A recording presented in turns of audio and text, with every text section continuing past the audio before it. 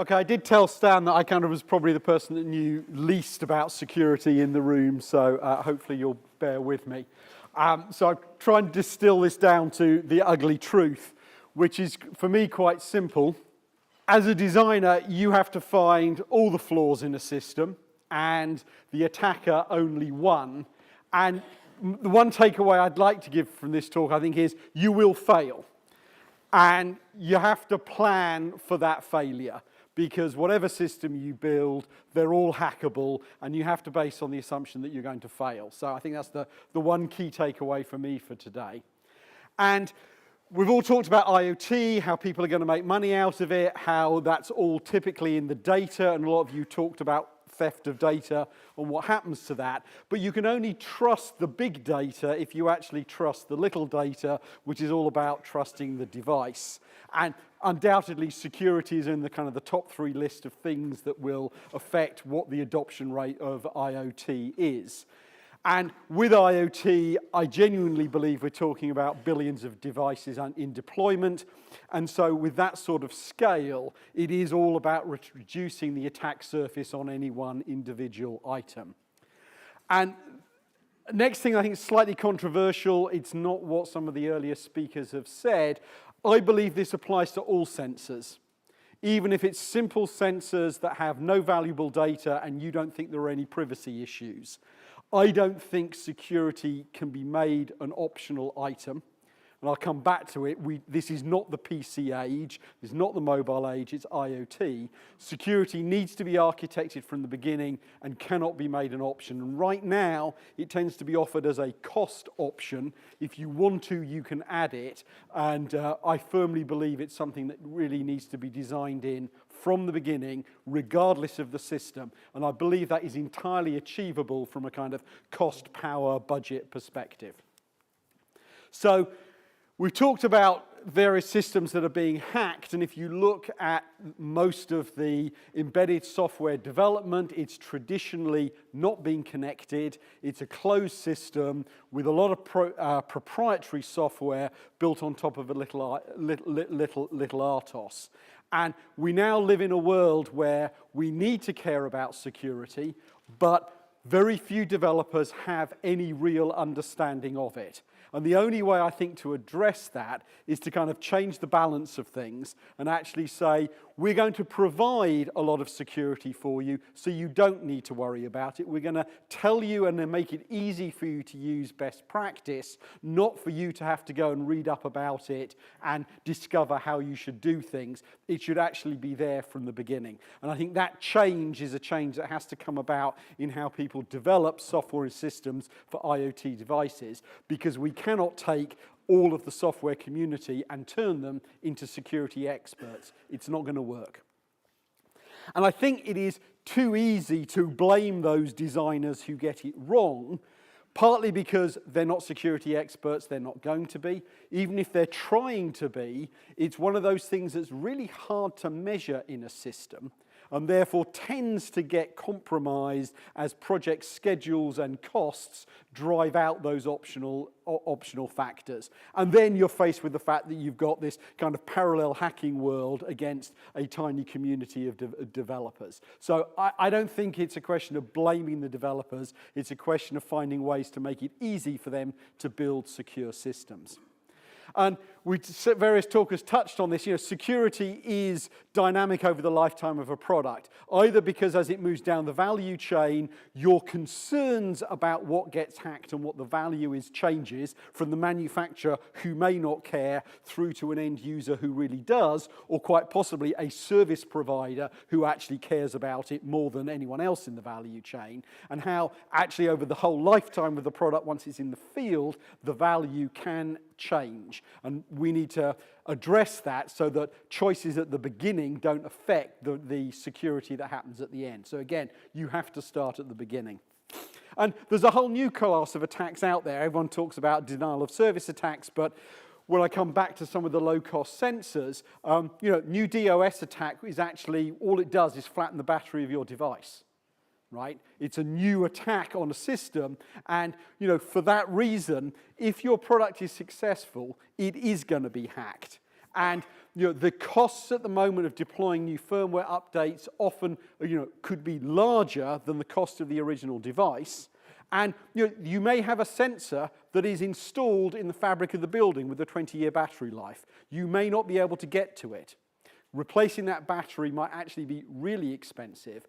And we are not living in a PC world. In the PC world, when it does go wrong, you restart the device because you can push the button. When it goes wrong, you get somebody in to actually take the hard drive out, rebuild your hard drive, and put your machine back on again. You can't do that with an IoT device. And so you're talking about these systems which you do not necessarily have physical access to. And coming back to that cheap little sensor, if it's running off a battery and I've flattened it and it's in the fabric, you really need to worry about it. You need to be able to protect that happening. So, this flicker seems to be a bit iffy. You have to build systems on the assumption that you're going to get hacked. And because of that, you have to be able to reflash them. Now, quite a lot of people talked earlier about what happens when people steal the data. I'm less worried about the data being stolen. I'm actually worried that the device is stolen. Because if you lose control of an IoT device, it's game over. Loss of the data, I think, is something that's actually easier to protect than loss of the device. And that, again, is a difference between the PC world, the phone world, and actually IoT. It's all about actually keeping control of those devices. So fundamental for me on this, and they talked about Red Bend earlier, how do you control and manage firmware updates is actually a critical part of what you make IoT devices and how you make them scale. But it's actually a system challenge because you've got to talk about, the lifetime security of the device, the communication protocols and how you secure those, and then right at the bottom of that, device security itself. And you need to worry about all of those things. It's not just about devices, it's devices, communications, and the lifetime of the services that are provided on it. Now, of course, coming from ARM, I'm peddling you to a solution to those problems, and I'll touch on it briefly. But I believe there is a role for a different OS at the bottom to actually handle all of these issues for small, low-power constrained devices. I think there is software that you need to run in the cloud that works with them and manages it. However, it all has to be built around open standards. This is not a world where proprietary protocols, proprietary lock-ins for how you do updates is going to work. It all has to be built on open standards. And finally, I don't believe there is any money in end client devices. So the bottom end of that stack, open source software, it's free, give it away, have security people crawl all over it, do what you want with it. It's not an area where you can make money. And I think as, in general, products go from being dumb products to products enabled with service, value goes to that service. It puts the hardware costs and the software, embedded software costs under tight control. There isn't money there. That's where all the margin's being squeezed out. So we're kind of happy with that, give it up, give it away for free. That's the only way to enable some of the changes that I think need to happen to actually make this a secure world. And I think as an industry, we have a responsibility to actually make it a secure world because the PC's pretty hopeless. The phone only really works because it's a fairly closed ecosystem. With IoT, we actually have the opportunity of rebuilding this better from the ground up. So, a little bit about device security. Classic device, we've seen some of them here today, have this kind of flat address space view of the world. It's a microcontroller. It's not particularly sophisticated. But within that, you need to make the secure components work. If you're doing it right, you've got unclonable device IDs. You're doing crypto and random number generation. But, I have learned too much in the last year about what do you need to do to have good entropy pools for random number generation across hard reset, right? Because it's all about what happens when the hacker comes out, and as you said, you get the blowtorch out and you force the device to reset. You need an entropy pool that is preserved across that kind of attack. Otherwise, your crypto is not going to be that good. But how do I make that so that somebody can find those easy to use? So you've got all of these difficult components, and everything lives in this flat, secure world. And you end up with a very large attack surface, which somebody is going to find a hole in. And once they find that hole, wherever it is, you can probably reflash the machine. And at that point, as I say, you've lost control of your device. So any security flaw in that whole complex world, developed by people who don't necessarily know what they're doing as a full-time job, results in you potentially losing control of your device. It's the wrong way to architect things.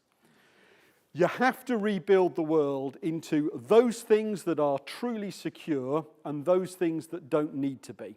You need to split memory.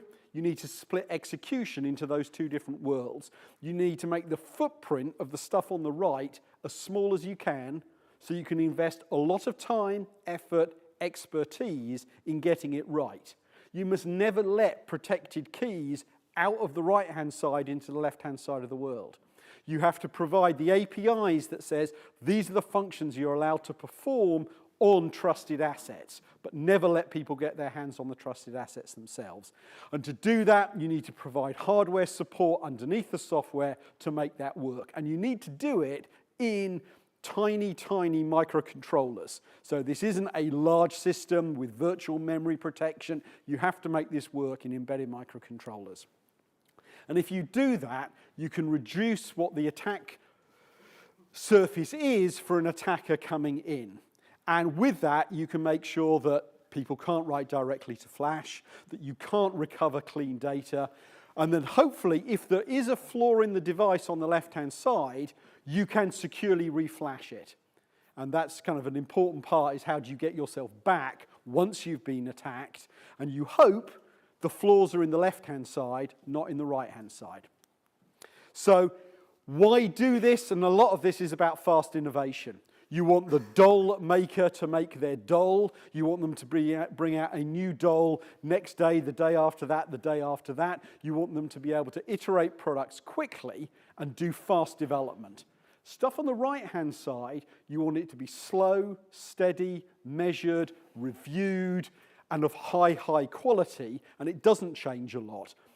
If there's a flaw there, the cost is really high, but you're minimizing that attack surface to some place that is slow and stable and not iterated quickly by people who are effectively product hackers who want to get a product shipped out the door in a week, who've subcontracted all of the design to somebody who's subcontracted it to somebody else who finally actually employs a 16-year-old who does it. You need to actually separate those two worlds, and it is about enabling fast innovation. So, if we look at security profiles, most of what we do is about stopping people attacking some large networked set of devices. So, modest amounts of effort into attacking that device, modest amount of effort into protecting that device. What you can do in a lab with a device is much, much harder, right? You can spend an awful lot more effort to actually crack a device in the lab, and therefore if you're going to protect it, you have to spend an awful lot more of effort to protect it. And you then need to design your system, am I actually going to be resistant to that lab attack? Now, if you're doing a smart card or a SIM card, you may well decide that you want to make it resist those kinds of very, very intensive lab attacks. But you also have to look at your security architecture. You know, if the cost of hacking one device unlocks many devices, then you really have to try hard. Because the worst thing is you take one DVD player and you discover that, gosh, the encryption is symmetric. If I crack this one DVD player, I can unlock all DVDs in the world. Now, who designed a system like that? Right? Okay, but if that's the system you want to build, you better make sure you resist that. So, you know, symmetric crypto is great for lightweight, low-cost communication encryption once you've established unique security encryption.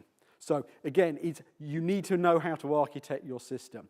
And those lab attacks can only be prevented ultimately with cores that actually have tamper-resistant circuitry in it. You know, we do a whole development of CPUs just for that. It's done in labs that don't have any network connections to them, right? They're in, not lead-lined, but foiled-lined development rooms. The documentation for it doesn't leave that room unless it's encrypted, and it does lots of things to kind of do random execution so that if you're actually trying to do your side channel attack analysis, you don't really know what code it's running because some of the code execution is random. The bits get arbitrarily scrambled dynamically with time. An awful lot of effort put into how you make it resist that. That is a level of protection you probably can't afford for every device you do, but then make sure that the devices that are going to be hacked in the field, if I hack the device, I've hacked one device. I haven't liberated keys that actually unlock multiple devices. So I think, we're going to see device-specific keys and an explosion in those device-specific keys because you need to make them individually hackable rather than collectively hackable. So you've got to work out where you fit, what your attack is, and how you're going to design it. So we had some talk about cars and how secure are they, and again, you look at them and they're not, but let's just pretend that your car really is secure. My question is how safe is it? And we all know that people are adding in all of these different cameras, sensors, radar, in order to be able to move us from level 0, which has no autonomous, through these defined up to level 4 full autonomous driving. This is coming. The world is going to look like this, and we will have autonomous cars, and there is a roadmap for that development. And the question is it safe? Well, you can worry about, are the algorithms safe, and how well did we write the software, and what are the moral issues of, do I kill the occupant of the car, do I kill the baby in the pram? All of those issues will need to get resolved. You're laughing, but which the car knows, it's got a choice. I drive off the road, I drive into the pram, what do I do? All of those issues need to get resolved. But what's already clear and has come out of the automotive industry is if you want to make systems that are safe, you have to change the way you do engineering.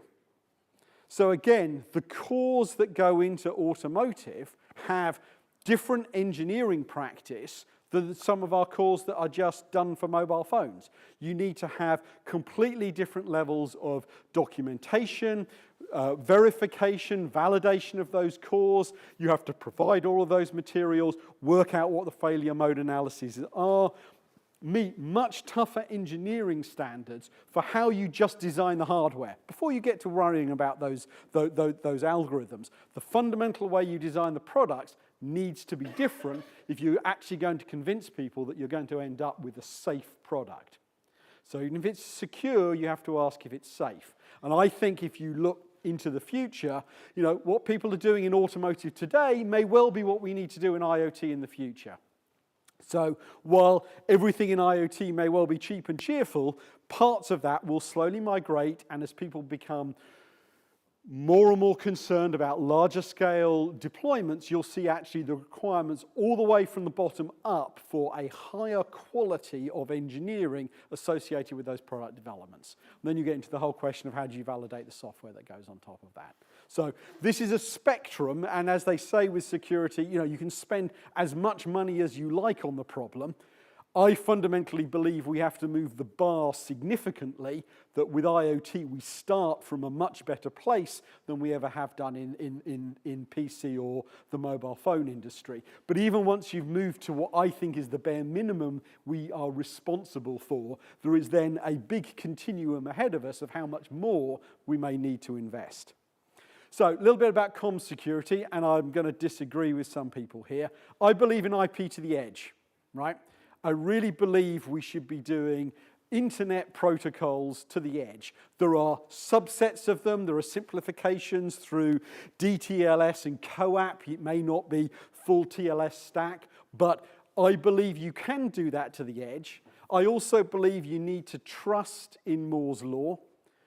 I can look at it and see the microcontrollers you can buy today, you'll be able to buy tomorrow, that give you the memory footprint and the CPU power to run IP to the edge with no excuses. It's well less than $1 in any sensible volume to buy those chips. Yes, there's old generation 8-bit microcontrollers, but if you're looking at new designs, I really believe you can do IP to the edge. It is internet to the edge. And other people said, yeah, well, your devices might not all be out there on the internet. True, but you should damn well assume that they are. You should have architected it, I think, as IP to the edge. You may well have local routers that mean your traffic never actually gets onto the internet because you're running it on a private network. You may well have local gateways that are where you do your firewalling and your protection. But protocol-wise, it's IP to the edge. Your device itself may not be connected to the internet. You may rely on a proxy. So my phone is going to unlock my front door. My front door is not connected to the internet. It's only got Bluetooth to my phone.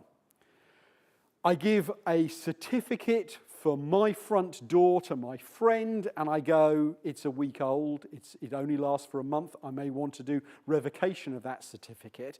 The door can't get to the internet, but my phone can, my friend's phone can. When my friend's phone comes and says, I'd like to unlock your door, it's probably that phone app's responsibility to go, I will now offer you internet service so you can go online and check whether the certificate I'm issuing you has been revoked or not.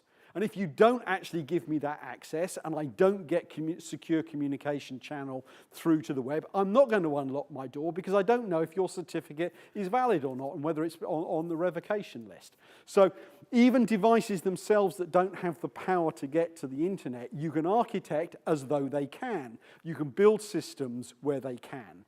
And if you don't put IP to the edge in at the bottom, you're never going to add it afterwards. So I really do believe in IP to the edge for all devices, and then you architect your system and maybe say, my system doesn't need it, it lives in a cold box. But don't then go, oh, well, you know what, I'm going to back off on the security. I'm not going to bother with TLSL. I'm not going to put any encryption on my link layer. Not the right answer. And this is all bearer independent. I don't care whether you're doing over Bluetooth, 3G, Wi-Fi or whatever. Assume your channel is completely insecure. It is your responsibility as a device to establish a secure session with whatever you're trying to talk to. Don't rely on the communication channel to do any of that. You have to put it over things like Bluetooth or whatever you've given. And yes, there is work to be done to compress the standards, to take the overheads down for building that as you put it onto lower and lower capable networks with lower and lower bandwidths, but I do believe you can. But if you give it up on the beginning, you're never going to get it back. So, we thought we need to do this. We bought a TLS stack company a few months ago. We looked at it. We looked at our own principles of how we architecting security. What we'd bought was a fully fledged TLS stack, but we went, we have to re-architect this. We've cut it up. It's now in 3 different components because a whole lot of the actual SSL protocol can be run in the application side. You then have to extract out of that some of the raw crypto and say these raw crypto functions have to run in a specially segregated thing that we're calling CryptoBox in our little secure OS with a microhypervisor that actually secures that there is complete separation between code execution and data for the things that are running in your CryptoBox from the rest of the system. And then finally, you need to go and store your certificates and all of that in yet another place that is isolated from any of the above. So what was one monolithic piece of software cut up into 3 different things running 3 different security regimes. And then you can do stuff in your certificates. You can make it so that you can pre-cache certificates if you want to during your provisioning process. You can make it cheaper to do SSL session reconnections to take down the cost of always coming back and doing those link connections. And the whole client certificates are necessary, in my view, to actually secure individual devices. So then there's a whole kind of life cycle, lightweight, machine to machine from OMA is a whole way of describing how do I do provisioning across a value chain, how do I move a device from manufacture through to taking it out of the box, connecting it to a service, updating it, deciding that I then want to take it and remove it from one particular service and add it to another service. There are standards for how to do that. There is then loads of arguments about who has the root of trust. And I think people sometimes get a bit carried away with believing they need to own the root of trust, because there are lots of different roots of trust, and once I get a device, I can always put myself on top of whatever I want. I can reclaim my own root of trust on top of anybody else's.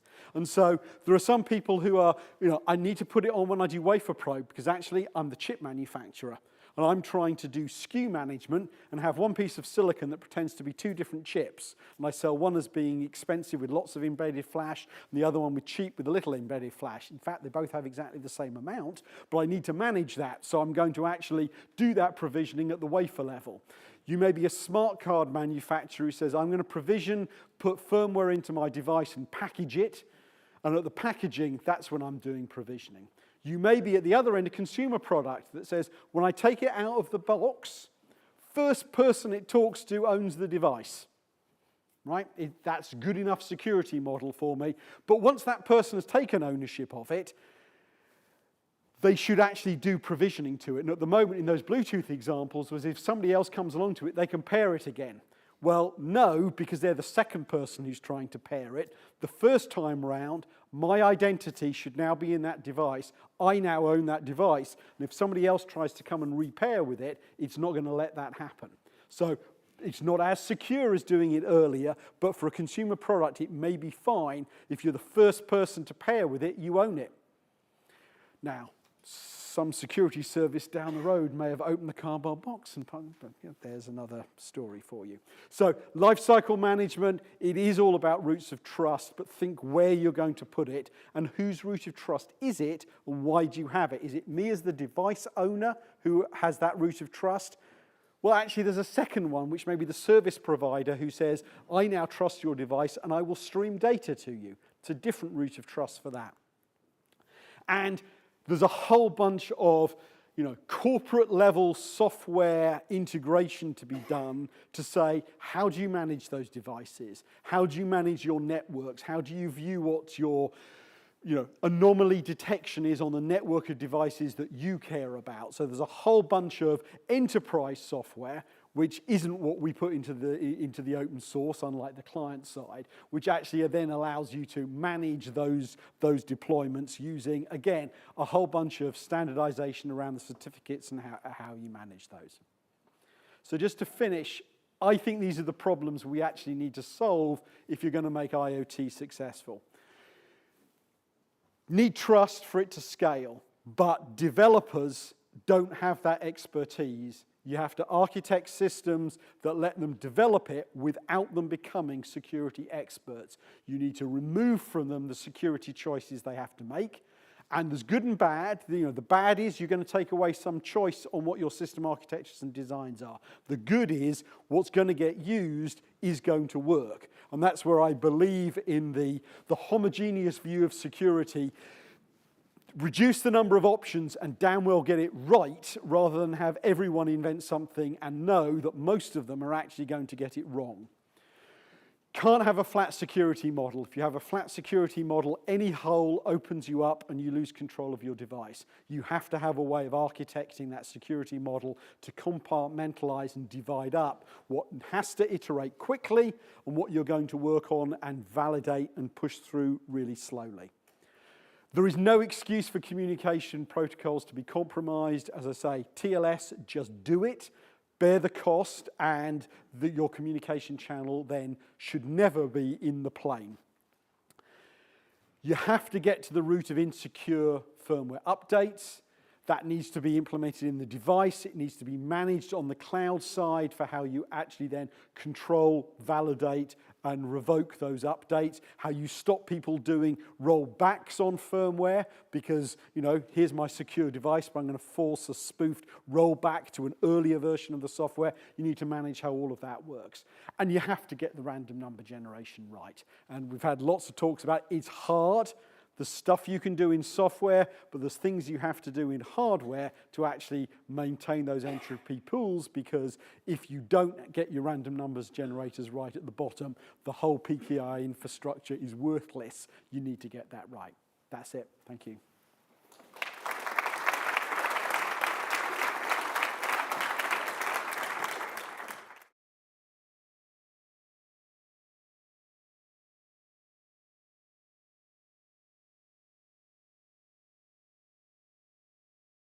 I don't see anything better.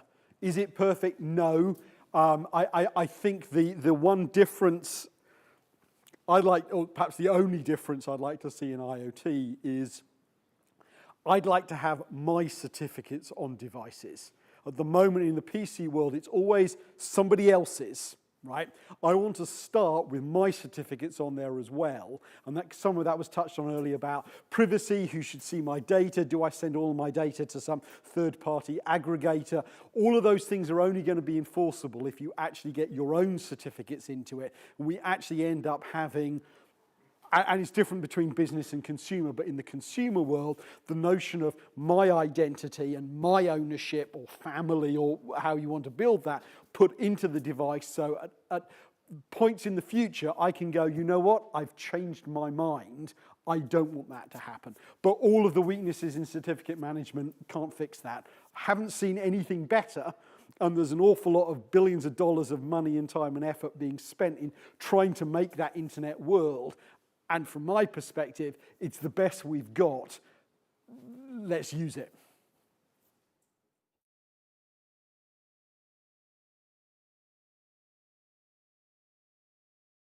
I believe the cost of putting this in is low.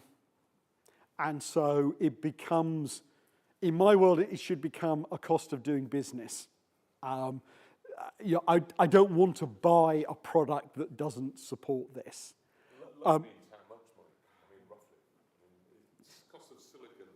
Is cents. The incremental cost is cents. In time and effort in doing the design, a little bit more. But while hardware costs are under pressure, I think you have to look at who will actually be buying that product. And quite often, you're actually buying the service and the hardware comes for free. And therefore, it's a question of if the service provider does see the value in it, they are effectively subsidizing the hardware, but hopefully they're making enough money on the service side. The value chain is tight enough to allow that to happen. Because by the time you've got, you know, service provider, chipmaker, IP provider. No, I think at points there are points in that value chain where the value inverts at times, and it goes against building that in. But I think fundamentally, it's not going to take very many Barbie incidents or very many more Samsung TV incidents for brand owners to go, I cannot afford to be embarrassed. Now, you end up on perhaps zero brand consumer products where you may never change that, and 50 cents more on a $10 device may not be achievable. But I think from anyone with a brand, they will go, I'm simply not prepared to tolerate that level of embarrassment. And that's what will drive it. And I think once you've moved a whole chunk of it, then it becomes what you have to do to be in business. And even for the white label goods, it will be, well, if you don't do that, you haven't got a good enough copy product. The second side of what happens when somebody knocks on my door and says, Mike, we'd like all the root keys, please. Who knows? Whether there'll be regulation, I mean, there's been attempts to regulate kind of, you can't do encryption, right? The whole strong crypto export standards. There've been various government moves to sort of prevent crypto from happening in the first place, but I think we're through that. Will there be legislation to say you may not encrypt any data you send over the internet? I don't think so.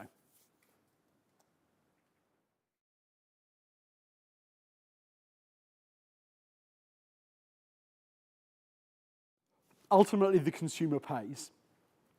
My hope is it becomes infeasible to build a product that isn't secure by design.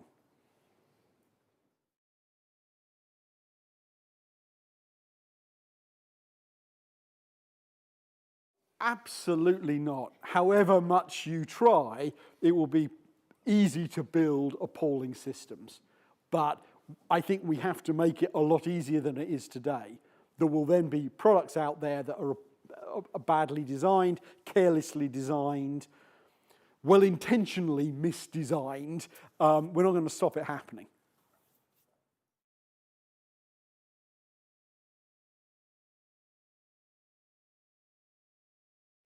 I think there's an alignment. I think there's a big problem between the horizontal, broad nature of IoT, and I could have, the cheap USB charger plugged into my wall socket that I bought for $199 that is much more likely to burn down my house than somebody's going to hack my phone, my kettle to set it off when there's no water in it. So I think there's a challenge, but I do think it'll start in a vertical fashion, in that there are insurers today with Drive Like a Girl who'll put this box in my car to monitor how I'm driving. Then how do you know that I haven't hacked that and taken random positioning and turns down the... So I think there are specific instances where insurance or financial service is tied to identifiable product, where they'll say, if I'm going to give you insurance for this, I require that device to be a higher level of security. So I think it'll start in some verticals. There's healthcare, some security devices, things where, as I say, it's tied to particular devices. I think it'll be a long time before your insurer gets to the point that says, I'll reduce your insurance by about 12p because you claim you've got 5 lever mortise locks on all your doors, which is sort of the other end.